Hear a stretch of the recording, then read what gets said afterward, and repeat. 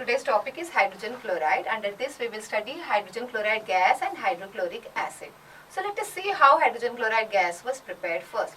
A scientist called Glauber in 1648 prepared it by action of concentrated sulfuric acid on rock salt. Now what is rock salt? Sodium chloride. Later Priestley in 1772 collected this gas dry form on mercury and named it as marine acid. After some time, Lavoisier changed this name to muriatic acid.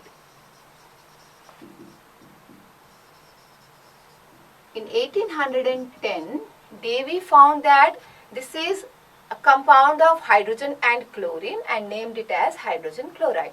If you dissolve this hydrogen chloride gas in water, we get hydrochloric acid. Now coming to occurrence, hydrogen chloride gas is available in free state in volcanic eruptions, and hydrochloric acid is present in the stomach of mammals in gastric juices, help in digestion. How to prepare this hydrogen chloride gas? General methods of preparation of hydrogen chloride gas, if you see, we can prepare hydrogen chloride gas by mixing equal volumes of hydrogen and chlorine and keeping this in diffused sunlight. We get hydrogen chloride gas, and this is called as synthesis of hydrogen chloride. Okay. Now why are we keeping in diffused sunlight? If we keep this in direct sunlight, the reaction will be explosive. So diffuse sunlight is a condition over here. Another way of general method of preparation is by heating metallic chlorides with concentrated sulfuric acid.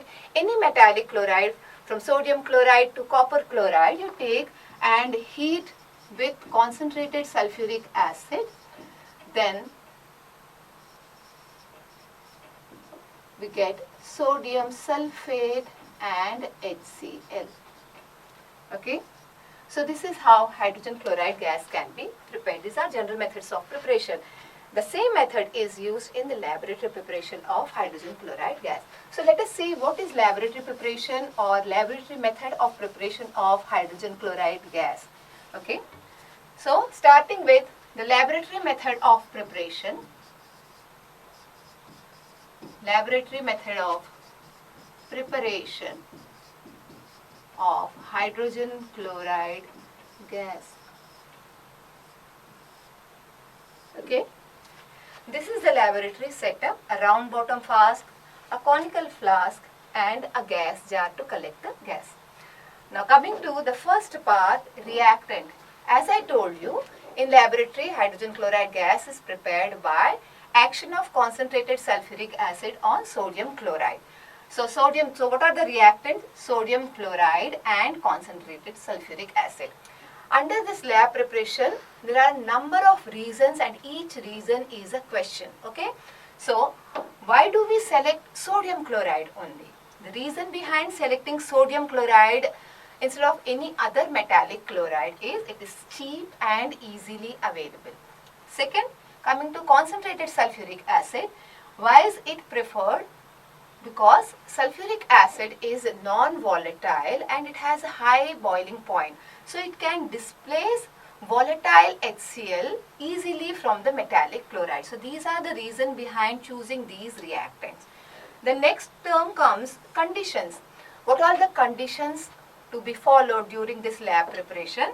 There is only one condition, that the temperature should not be more than 200 degrees Celsius, or the reactant shouldn't be heated above 200 degrees Celsius. Now what is the reason to keep this temperature at 200 degrees Celsius? Look at the equation. These are the reactions take place.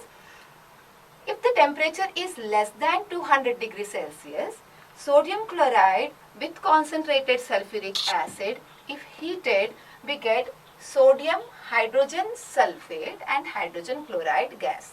Okay. If the temperature is more than 200 degrees Celsius, sodium chloride and sulfuric acid concentrated 1 will also give hydrogen chloride gas, but the byproduct form is sodium sulfate. Okay.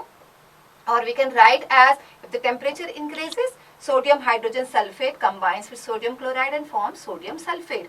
Now the problem is with this sodium sulfate. This sodium sulfate fuses with the glass apparatus, and further use of the apparatus will not be possible. This is one reason. There are two reasons for keeping the temperature below 200. First is sodium sulfate form will fuse with the apparatus and make it unfit for the further use. And second is, at that high temperature, the glass apparatus may crack. So keeping the temperature below 200 or not heating the reactants above 200 is very, very important. So take a round bottom flask. How the procedure takes place? This is a round bottom flask. In this round bottom flask, sodium chloride is taken. Okay. And with the help of a Thissell funnel, this is called Thissell funnel, concentrated sulfuric acid is added drop by drop till the lower end of the Thissell funnel is completely covered with sulfuric acid and entire sodium chloride crystals or salt also covered. This is fitted with a 2-hole cork, one for Thissell funnel, another for a delivery tube. This delivery tube takes out HCl gas prepared. Okay. This is heated with the help of a burner and maintaining the temperature below 200 degrees Celsius. So the reaction takes place in this way. Sodium hydrogen sulfate will be formed and hydrogen chloride gas will be given. This sodium hydrogen sulfate will be left behind in the round bottom flask. And HCl, this is a gas and this is hot because of this 200 degrees Celsius, will rise above. So always the delivery tube should be floating or above the liquid. So this gas will come out. Now comes, if this gas is collected directly, it may have some impurities. So what are the impurities present in this? So the impurities, only one impurity, that is moisture. So laboratory prepared hydrogen chloride gas will contain moisture as impurity. And from where this moisture is coming? This concentrated sulfuric acid which we are taking as reactant contains 2% moisture in it. So that same moisture goes out with this HCl gas. Okay. So we have to remove this moisture because hydrogen chloride gas is highly soluble in water, but that is at room temperature or around 20 degrees Celsius, not at very high temperature. So this is passed through concentrated sulfuric acid. This conical flask is containing concentrated sulfuric acid. Why are we using this concentrated sulfuric acid? Concentrated sulfuric acid is a very good dehydrating agent. What is dehydrating agent? A substance that can remove moisture. Okay. So it removes entire moisture and only dry HCl is allowed to go out of this conical flask. Now the gas which is coming out of this conical flask after getting dried is collected in a jar. How do we collect hydrogen chloride gas? It is collected by upward displacement of air.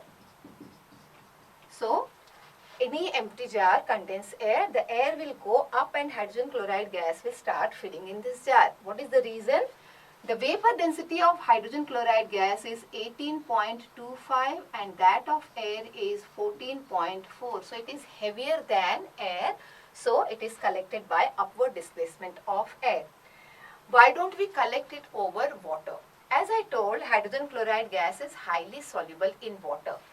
1 part of or 1 volume of water can dissolve 450 parts or volume of HCl. So 1:450 is the solubility of HCl gas in water. So whatever HCl gas is prepared will get dissolved in water.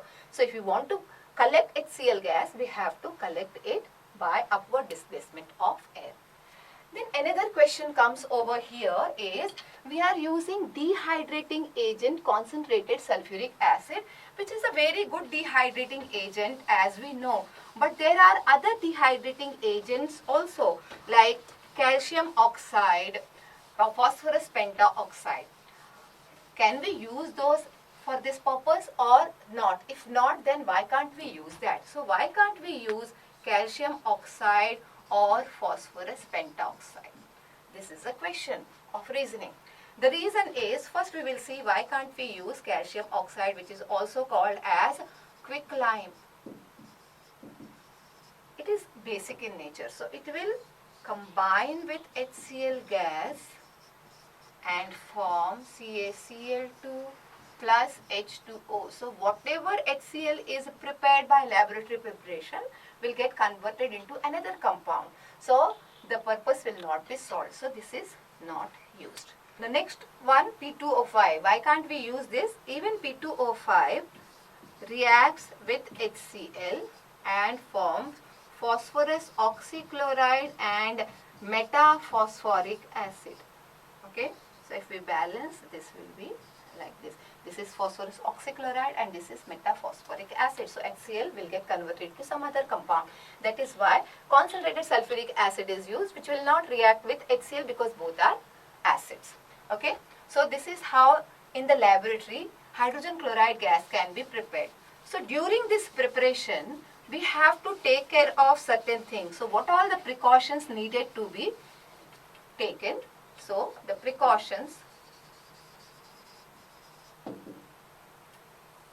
The first precaution which we have to take is this entire apparatus should be dry. Okay, there should not be any moisture. What is the reason? Because HCl is soluble, highly soluble in water. The second precaution which we are taking is temperature. The temperature should be less than 200 degrees Celsius. We know the reason. Sodium sulfate will form, which will fuse with the apparatus and the apparatus may crack even.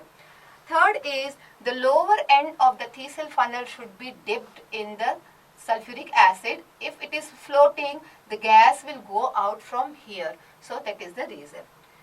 The fourth one or another precaution which we need to take is always prepare this hydrogen chloride gas in open or in fume cupboard, because this gas which is coming out, it may be inhaled and it will damage the respiratory tract.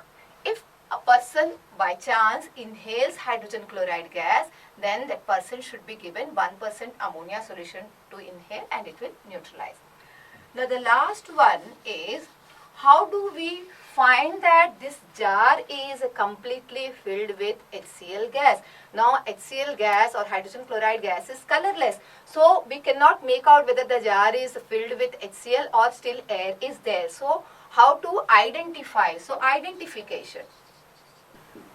To identify, a glass rod dipped in ammonia solution is brought and kept at the mouth of the glass jar. And if we find dense white fumes, that means this is completely filled with HCl gas. What happens? Ammonia and HCl reacts and forms ammonium chloride. Okay, so this is how this gas is tested. If it is completely filled, then it is replaced and more jars can be filled. So this is how hydrogen chloride gas can be prepared in laboratory. Next, physical properties of hydrogen chloride gas. So first we will see color of hydrogen chloride gas. It is a colorless gas. Taste, it is sour in taste because acidic. Odor, it has a pungent irritating odor.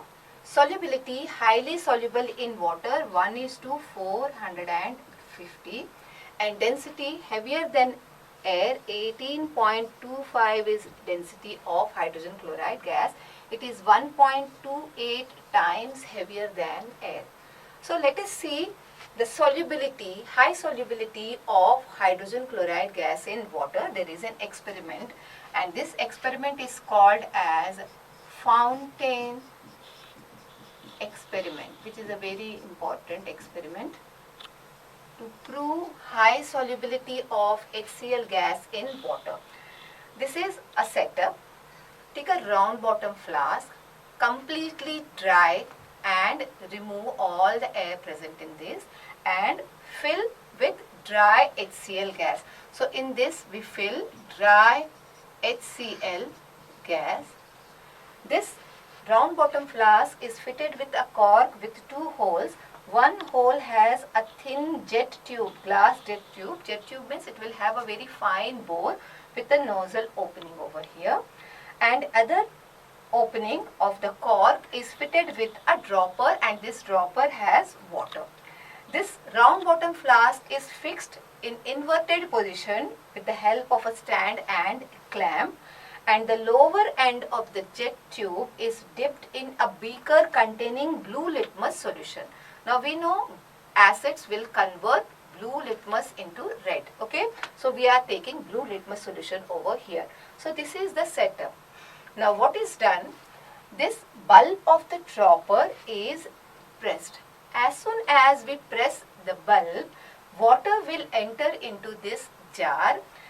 HCl gas being highly soluble in water, this water, the little amount of water will dissolve entire HCl gas present in this round bottom flask. Okay, thereby creating a low pressure over here.